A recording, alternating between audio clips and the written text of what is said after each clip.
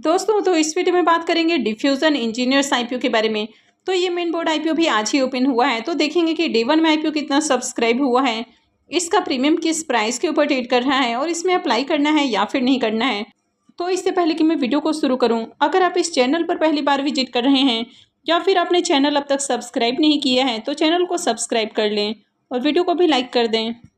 तो सबसे पहले डिफ्यूजन इंजीनियर्स आईपीओ की डिटेल्स की बात करें तो आईपीओ 26 सितंबर से यानी कि आज ही ओपन हुआ है और ये 30 सितंबर को यानी कि मंडे को क्लोज होने वाला है।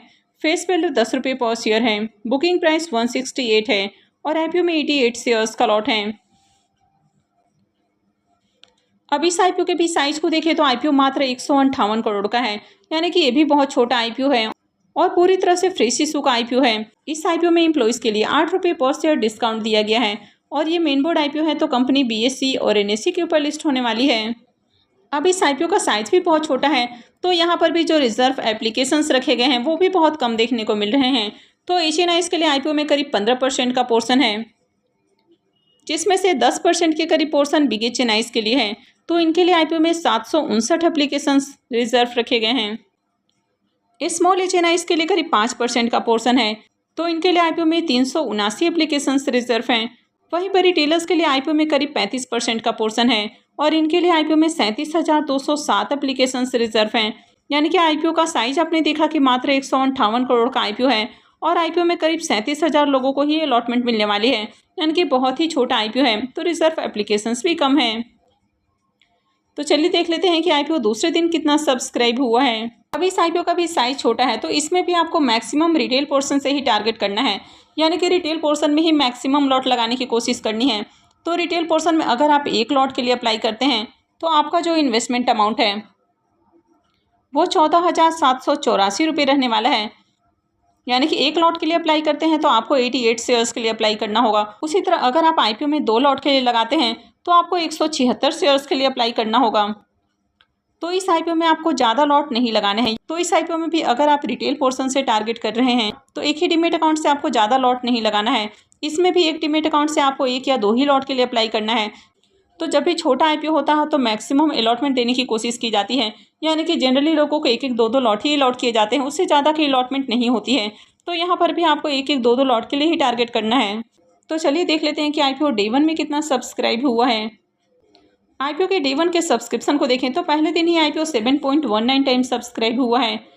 क्यूआईबीएस पोर्शन में देखें तो आईपीओ में ज़्यादा एप्लीकेशंस नहीं लगा है, यानी कि क्यूआईबीएस को आईपीओ में 18,71,000 शेयर्स ऑफर किए गए हैं। तो इसके अगेंस्ट में बिडिंग को देखें तो 57,464 शेयर्स के लिए बिडिंग आई है। वहीं पर ये चेन्नई पोर्शन 6.80 टाइम सब्सक्राइब हो चुका है, यानी कि पहले दिन ही देखें तो ये चेन्नई की ओर से बढ़िया एप्लीकेशंस हैं। इनको आईपीओ में 14,03,250 शेयर्स ऑफर किए गए हैं और इसके अगेंस्ट में बिडिंग को देखें तो पहले दिन ही 95 लाख से भी ज़्यादा शेयर्स के लिए बिडिंग आ चुकी है। बिग एचएनआई पोर्शन में आईपीओ 4.26 टाइम और स्मॉल एचएनआई पोर्शन में आईपीओ 11.88 टाइम सब्सक्राइब किया गया है। वहीं पर रिटेल पोर्शन को भी देखें तो रिटेलर्स की ओर से भी शानदार डिमांड है और आईपीओ पहले दिन ही 11.30 टाइम सब्सक्राइब हो चुका है। तो रिटेलर्स को इस आईपीओ में 32,74,250 शेयर्स ऑफर किए गए हैं और इसके अगेंस्ट में बिडिंग को देखें तो पहले दिन ही 3,69,00,000 से भी ज़्यादा शेयर्स के लिए बिडिंग आ चुकी है।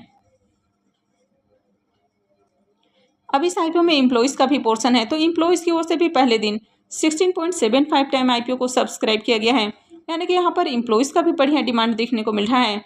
इस आईपीओ में रिटेलर्स की ओर से देखें तो पहले दिन ही आईपीओ में 4,98,000 से भी ज़्यादा एप्लीकेशंस लगा है, यानी कि रिटेलर्स की ओर से पहले दिन ही देखें तो बम्पर एप्लीकेशंस हैं। अब इस कंपनी के बिजनेस के बारे में बात करें तो ये जो कंपनी है ये जो बड़े बड़े इंडस्ट्रीज़ होते हैं तो वहाँ पर जो हैवी मशीनरीज होते हैं तो उनकी रिपेयरिंग और रिकंडीशनिंग का काम करती है। यानी कि जो भी बड़ी बड़ी मशीनरी वगैरह होते हैं तो अगर वो किसी भी तरह से ख़राब हो जाते हैं, उनके सरफेस पे जंक वगैरह लग जाता है तो उनको रिपेयर करने का काम करती है, साथ ही उनके सरफेस का ट्रीटमेंट करती है और उनका रिकंडीशनिंग करती है। इस कंपनी के फाइनेंशियल को भी देखें तो 3 सालों के फाइनेंशियल हैं तो कंपनी के एसेट और रेवेन्यू के अंदर ईयर ऑन ईयर आपको ग्रोथ देखने को मिल रही है। कंपनी के प्रॉफिट को देखें तो फाइनेंशियल 22 में कंपनी का प्रॉफिट 17 करोड़, फाइनेंशियल 23 के अंदर 22 करोड़ और फाइनेंशियल 24 में इसका प्रॉफिट बढ़ के 30 करोड़ हो चुका है। तो कंपनी के अंदर देखें तो बढ़िया ग्रोथ देखने को मिल रही है। ईयर ऑन ईयर इसमें जंप देखने को मिली है। कंपनी का नेटवर्थ भी ईयर ऑन ईयर इंक्रीज हुआ है। और अगर कंपनी के रिजर्व को भी देखें तो कंपनी का रिजर्व भी साल दर साल बढ़ते हुए देखने को मिल रहा है। कंपनी के बोरोइंग्स की बात करें तो कंपनी के ऊपर अभी 34 करोड़ का डेट है। हालांकि पहले के मुकाबले देखा जाए तो कंपनी का डेट रिड्यूस हुआ है और कंपनी के ऊपर ज़्यादा कर्ज भी नहीं है, क्योंकि कंपनी के पास देखें तो काफ़ी अच्छा रिजर्व है और कंपनी बढ़िया प्रॉफिट भी बना रही है, तो कंपनी कभी भी अपने कर्ज का भुगतान कर सकती है। वैसे कंपनी आईपीओ से जो फंड रेज करेगी तो उससे कर्ज का भुगतान नहीं करने वाली है। लेकिन ओवरऑल इसके फाइनेंशियल को भी देखें तो फाइनेंशियल भी अट्रैक्टिव देखने को मिल रहा है। वैसे कंपनी के वैल्यूएशंस की बात करें तो कंपनी माइक्रो कैप देखने को मिल रही है, यानी कि 600 करोड़ के वैल्यूएशंस के अराउंड कंपनी अपना आईपीओ लेकर आई है। लेकिन यहाँ पर देखें तो कंपनी का जो पी मल्टीपल है वो आपको रिजनेबल देखने को मिल रहा है, यानी कि कंपनी बहुत ज़्यादा ओवर वैल्यूड प्राइस के ऊपर आईपीओ लेकर नहीं आई है, रिजनेबल प्राइस के अराउंड आईपीओ आते हुए देखने को मिला है। अब आईपीओ 26 सितंबर से यानी कि आज ही ओपन हुआ है और ये 30 सितंबर को यानी कि मंडे को क्लोज होने वाला है। आईपीओ का अलॉटमेंट 1 अक्टूबर को रहेगा, रिफंड डेट 3 अक्टूबर है, क्रेडिट डेट भी 3 अक्टूबर रहेगा और आईपीओ की लिस्टिंग 4 अक्टूबर को होने वाली है। तो चलिए अब इसके प्रीमियम को भी देख लेते हैं कि इसका प्रीमियम किस प्राइस के ऊपर ट्रेड कर रहा है और इस आईपीओ से कितना प्रॉफिट हो सकता है।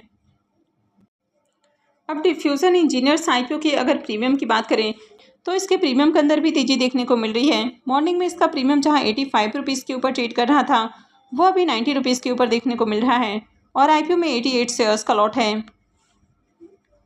तो आईपीओ से 7,920 रुपये एक लॉट से प्रॉफिट हो सकता है। इसके भी प्रीमियम को देखें तो इसका प्रीमियम भी 53% से ऊपर ट्रेड कर रहा है।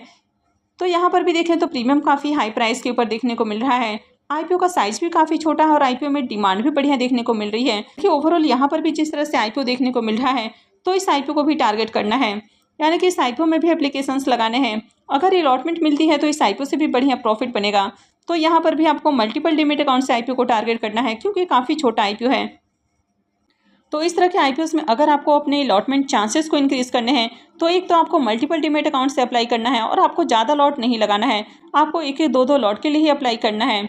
तो आप जितना ज़्यादा डीमेट अकाउंट से अप्लाई करते हैं आपकी अलॉटमेंट मिलने की पॉसिबिलिटी उतनी ज़्यादा हाई हो जाती है। तो अगर आपने अभी भी अपने फैमिली मेम्बर्स के नाम से डीमेट अकाउंट नहीं ओपन किया है तो अभी भी आप अपने फैमिली मेम्बर्स के नाम से डीमेट अकाउंट ओपन कर सकते हैं। और वीडियो के डिस्क्रिप्शन में मैंने जीरोधा और अपस्टॉक का लिंक दे दिया है। अपस्टॉक में अभी भी फ्री अकाउंट खुल रहा है, यानी कि आप इस मौके का भी फ़ायदा उठा सकते हैं और फ्री में अकाउंट खुलवा सकते हैं। और आगे भी बैक टू बैक काफ़ी सारे अच्छे अच्छे आईपीओस आने वाले हैं, तो उन आईपीओस में भी आप अप्लाई करके फ़ायदा उठा सकते हैं। तो आप अभी से अपने फैमिली मेम्बर्स के नाम से डीमेट अकाउंट ओपन कर लें। तो आई होप कि आपको वीडियो अच्छी लगी होगी। तो अगर आपने वीडियो को लाइक नहीं किया है तो वीडियो को लाइक कर दें और चैनल को भी सब्सक्राइब करके रखें। वीडियो को अंत तक देखने के लिए आप सबका बहुत बहुत धन्यवाद।